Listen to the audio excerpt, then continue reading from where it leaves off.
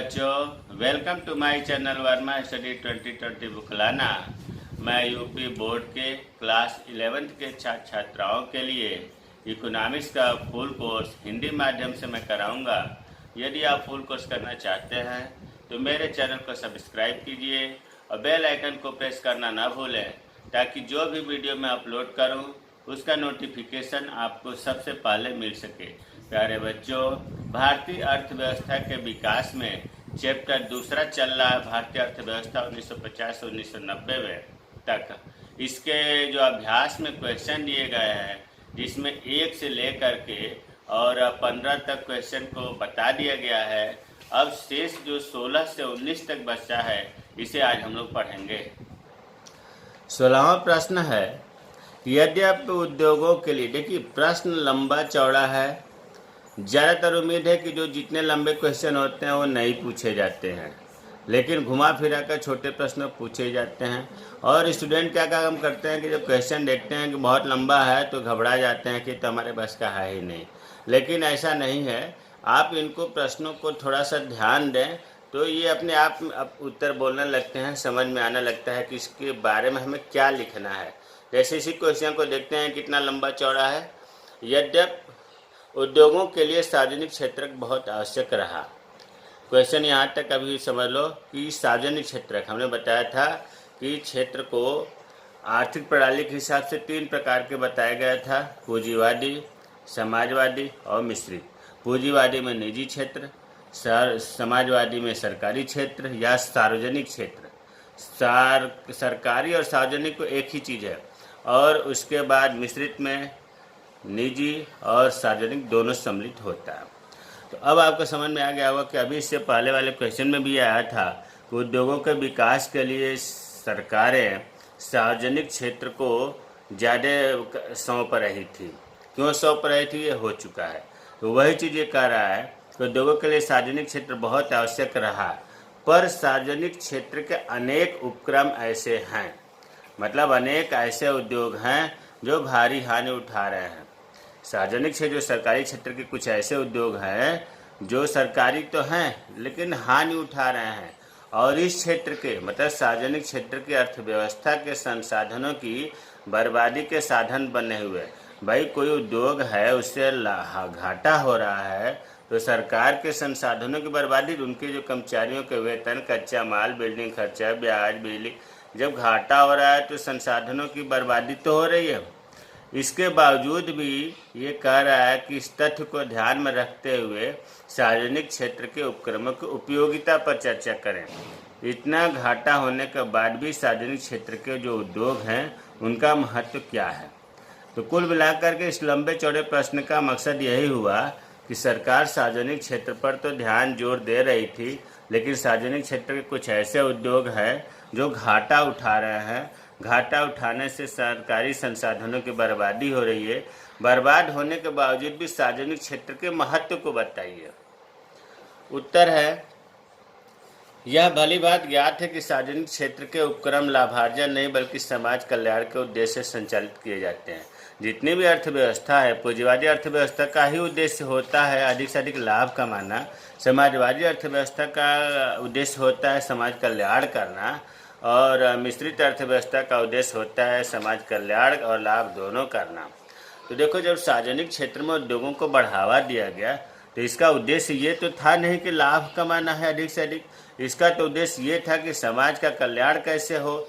एक संस्था जो लाभ के लिए नहीं बल्कि समाज कल्याण के लिए कार्यरत है या बनाई गई है, उसे हम उपयोगिता के लाभ के आधार पर आके, ये तो गलत है ना।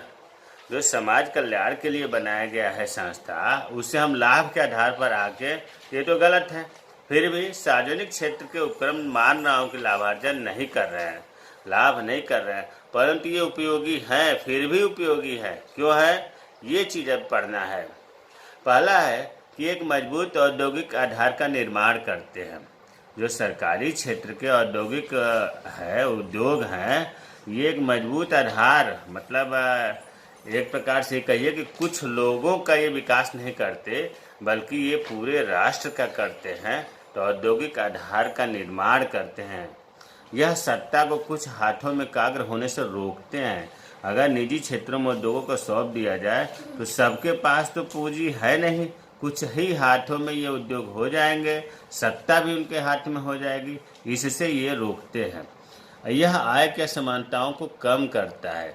सार्वजनिक सरकारी क्षेत्र में भेदभाव नहीं होता है, यहाँ आय लगभग सबकी बराबर होती है। चौथा है, यह सरकारी क्षेत्र में रोजगार सृजन करता है। गवर्नमेंट क्षेत्र में उद्योग जब चलते हैं सार्वजनिक क्षेत्र के, तो रोजगार लोगों को मिलता है। पांचवा, यह सामाजिक और आर्थिक ढांचे के विकास में मदद करता है।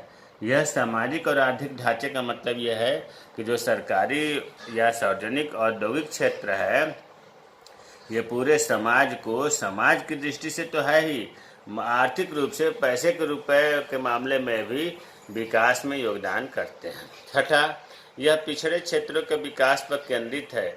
जहाँ पर क्षेत्र पिछड़ा हुआ है वहाँ पर अगर सरकार सरकारी सार्वजनिक क्षेत्र खोल दी, उद्योग खोल दी, तो वहाँ पर विकास होने लगता है। क्षेत्रीय आसपास के लोगों में समानता बढ़ावा मिलने लगता है। तो हमें उम्मीद है कि समझ में आ गया होगा कि सार्वजनिक क्षेत्र के उपक्रमों का घाटा होने के बावजूद भी ये बहुत उपयोगी है। 17वां प्रश्न है, आयात प्रतिस्थापन किस प्रकार घरेलू उद्योगों को संरक्षण प्रदान करता है। अब देखिए, आयात का मतलब तो आप जान रहे होंगे कि जब किसी बाहरी देश से, दूसरे देश से वस्तुओं का मंगाया जाता है, खरीदा जाता है, तो उसे आयात करते हैं।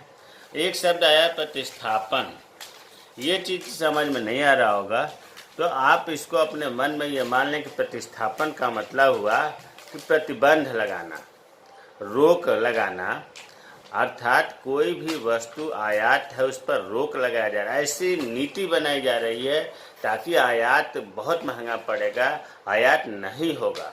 तो प्रतिस्थापन का मतलब आप अपने मन में ये मान लें कि प्रतिबंध करना, आयात पर प्रतिबंध लगाना। तो अब ये चीज़ शब्द में अर्थ समझ में आ गया होगा। अब आयात प्रतिस्थापन किस प्रकार घरेलू उद्योग, भाई आयात हमेशा विदेशों से होता है, घरेलू उद्योग का मतलब अपने देश के अंदर जो इंडस्ट्रियाँ चल रही उन्हें घरेलू उद्योग कहते हैं, उनको संरक्षण प्रदान करता है। अगर हम आयात पर रोक लगा देंगे तो जो यहाँ उद्योग चल रहे हैं उनके लिए तो मज़े आ जाएंगे ना, उनका संरक्षण हो जाएगा। और विदेशी अगर कंपनियाँ आ जाएंगे तो इन पर जो है क्या होगा, हमला हो जाएगा, अर्थात ये पिट जाएंगे, इनकी इंडस्ट्री मार्केट में डूब जाएगी। तो अब ये प्रश्न समझ में आ गया होगा कि आयात प्रतिस्थापन जो है घरेलू उद्योगों को कैसे रोकता है। देखिए, आयात प्रतिस्थापन एक प्रकार की व्यापार नीति थी। एक प्रकार के गवर्नमेंट ने स्वतंत्रता प्राप्ति के बाद सरकार ने आयात प्रतिस्थापन पर, मतलब आयात पर प्रतिबंध लगाने की एक नीति तैयार की, पॉलिसी तैयार की, जिसका उद्देश्य था कि आयात के बदले में, आयात हमें नहीं करना है, घरेलू उत्पादन द्वारा पूर्ति करना है। जो हमें ज़रूरत है अपने हम उत्पादन करेंगे, आयात नहीं करेंगे। इस नीति द्वारा, किस नीति द्वारा, आयात प्रतिस्थापन के द्वारा राज्य ने घरेलू उद्योगों की वस्तुओं का उत्पादन करने के लिए प्रोत्साहित किया। और विदेशी प्रतिस्पर्धा से, भाई अगर हम आयात पर रोक नहीं लगाते तो विदेशी कंपनियां यहाँ आकर के उद्योग लगा देती, फिर तो मैं उनसे प्रतिस्पर्धा, उनसे हमारे बीच में प्रतियोगिता होने लगती। वो सस्ता बनाने को प्रयास करता, हम सस्ता बनाने को प्रयास करते, प्रतिस्पर्धा होने लगती। तो सरकार ने इसको आयात प्रतिस्थापन लागू करके यहाँ के घरेलू उद्योगों की रक्षा की। अब देखिए, भारत में जो आयातित वस्तुएं हैं उनको हम दो प्रकार से सरकार ने रोकने का प्रयास किया। पहला प्रशुल्क और दूसरा कोटा। बहुत महत्वपूर्ण है। प्रशुल्क और कोटा में एक नंबर का पूछा जाता है। प्रशुल्क क्या है? आयातित वस्तु पर लगाया गया कर। सरकार जो है, जो आयातित वस्तुएं होती थी उन पर बहुत ज़्यादा टैक्स लगा देती थी ताकि महंगा पड़े, लोग आयात न करें। तो जो आयातित वस्तु पर टैक्स लगाया जाता है उसे ही कहा जाता है प्रशुल्क। दूसरा शब्द है कोटा। आयातित वस्तुओं का अधिकतम निर्धारित सीमा तय कर दी गई। ऐसा नहीं कि जितना चाहे उतना आयात कर लिया जाए, सरकार ने उसकी अधिकतम सीमा लिमिट कर दी, जिसे हम कहते हैं कोटा। तो प्रशुल्क और कोटा बहुत महत्वपूर्ण है। प्रशुल्क का मतलब हुआ कि आयातित वस्तु पर टैक्स लगाया गया, और कोटा का मतलब हुआ कि आयातित वस्तुओं का अधिकतम सीमा निर्धारित की गई। अब जो है प्रश्न 18वां, औद्योगिक नीति प्रस्ताव 1956।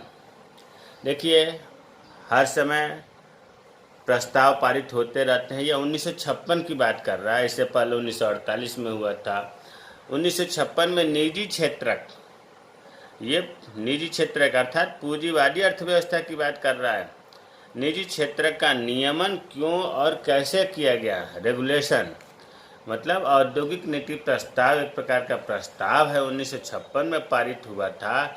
इसमें निजी क्षेत्र का, अभी इससे पहले आपने ये पढ़ा कि सार्वजनिक क्षेत्र को औद्योगिक क्षेत्र में सौंपा गया था, लेकिन इस प्रस्ताव के द्वारा निजी क्षेत्र को भी इसमें शामिल किया गया औद्योगिक नीति प्रस्ताव में।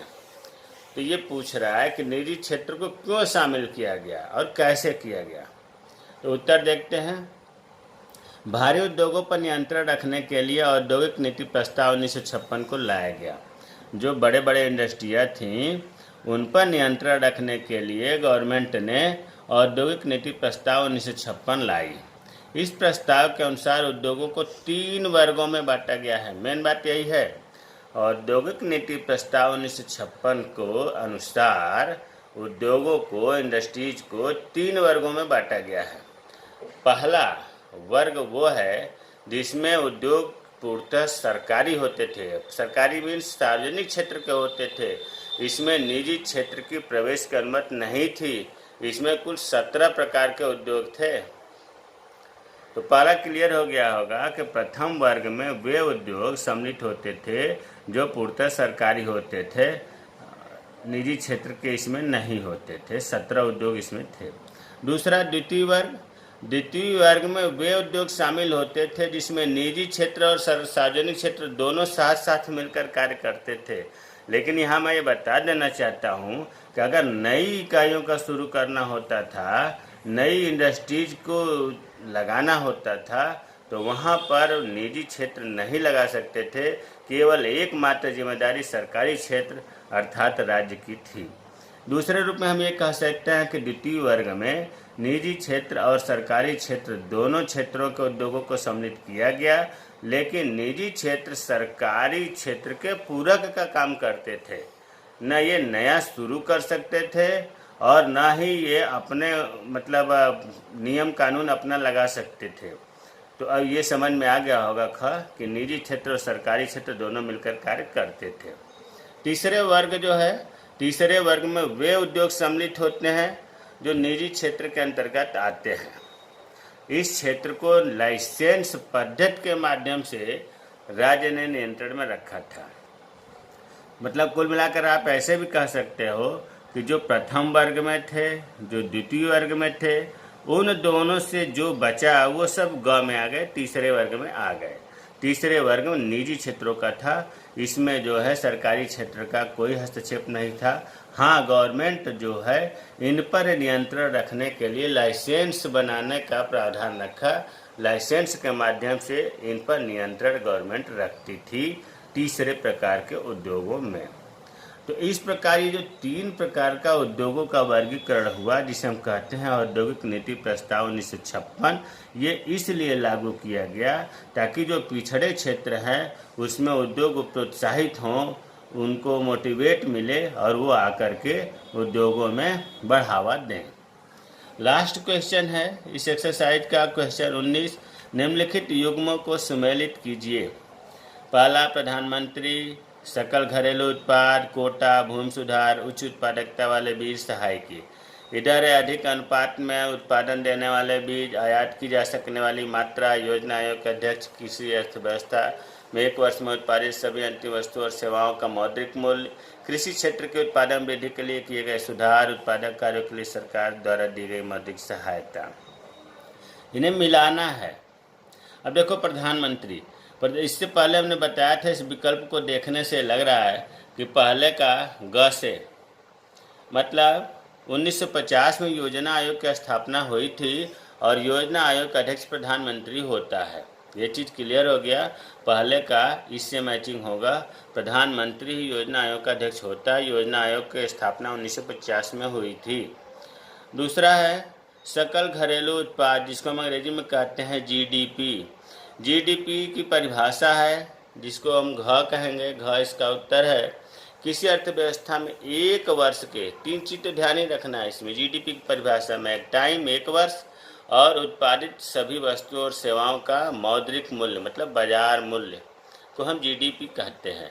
एक वर्ष में किसी देश में कितना वस्तुओं और सेवाओं का उत्पादन हुआ, उसका बाजार में क्या मूल्य है, वह मूल्य ही सकल घरेलू उत्पाद है। तो दूसरे का घ हुआ।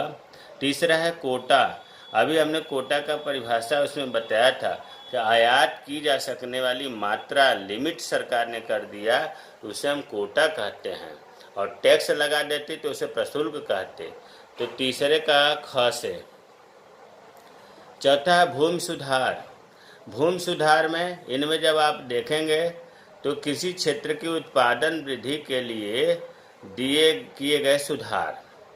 भूमि सुधार में आप देख रहे हैं कि कृषि उत्पादन बढ़ाने के लिए सरकार ने जमींदारी व्यवस्था का उन्मूलन किया, उद्योगों को लगाया, शिक्षा हरित क्रांति लाई। तो कृषि क्षेत्र में उत्पादन बढ़ाने के लिए भूमि सुधार हुआ। तो चौथे का इससे है। पांचवा है उच्च उत्पादकता वाले बीज। उच्च उत्पादकता का मतलब हुआ कि ये बहुत अधिक बीज उत्पादन करते थे। चमत्कारिक बीज इसे कहा जाता था। इसका होगा अधिकतम अनुपात में उत्पादन देने वाले बीज, क से। और छठा है सहायकी, जिसको कहते हैं सब्सिडी, SUBSIDY। सब्सिडी है उत्पादक कार्यों के लिए सरकार द्वारा दी गई मौद्रिक सहायता। सरकार जो है छूट देती है, उसे हम कहते हैं सब्सिडी। तो इसका इससे ये है। तो इस प्रकार ये जो है चैप्टर 2 आज समाप्त हुआ। इसमें कुल 19 प्रश्न थे। हमने प्रत्येक प्रश्नों को बता करके उत्तर सहित लिख करके समझा दिया। मेरे चैनल को सब्सक्राइब कीजिए, शेयर करिए, कमेंट करिए। जय हिंद, जय भारत।